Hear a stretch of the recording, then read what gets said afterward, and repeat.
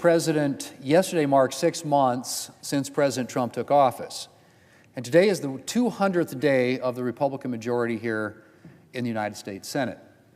And in that time, the Trump administration and Senate Republicans have been hard at work executing the mandate we received from the American people last November.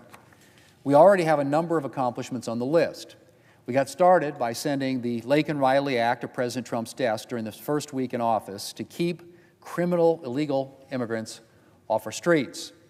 President Trump signed the HALT Fentanyl Act last Wednesday, which permanently classifies fentanyl analogs as the deadly drugs that they are. On Friday, he signed the Genius Act, a landmark bill to bring digital assets into the mainstream and secure U.S. leadership in financial innovation. And the first rescissions package in 3 decades is headed to the President for his signature. We passed measures to end 16 burdensome Biden-era regulations. We passed the Take It Down Act to combat non-consensual explicit images being shared online.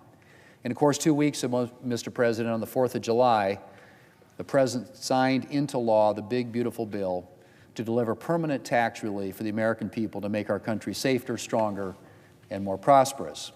And Mr. President, we have additional bills coming down the pike. The Armed Services Committee under Chairman Wicker recently reported the National Defense Authorization Act for fiscal year 2026. And the Appropriations Committee under Chair Collins has reported out 4 bipartisan bills, which we will begin considering this week. I said last year that I was committed to bringing appropriations bills to the floor through regular order, and we are in the process of doing exactly that. Of course, any regular order consideration of appropriation bills is going to require cooperation from Democrats. And this week, we'll get a glimpse of where Democrats are on this issue. It was deeply disappointing to hear the Democrat leader threaten to shut down the government if Republicans dared to pass legislation to trim just 0.1% of the federal budget. But I'm hopeful that that is not the position of the Democrat Party. Time will tell. Mr. President, the Senate has also important work to do to confirm the President's nominees. We started out this year by confirming 21 of the President's cabinet nominees at the fastest pace in more than 2 decades. And we've kept up our focus on getting President Trump's team into place. We've now confirmed 96 civilian nominees, far outpacing where the Senate was at this point in the first Trump administration. And the only reason, frankly, Mr. President, that we're not moving faster is because of Democrats' historic, that is right, historic level of obstruction. Democrats have been forcing cloture votes for every civilian nominee, something that is without precedent.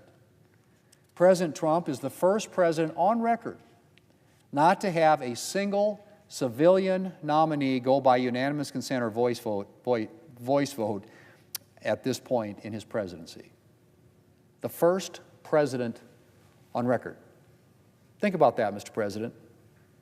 And Democrats are using this strategy even on non-controversial nominees.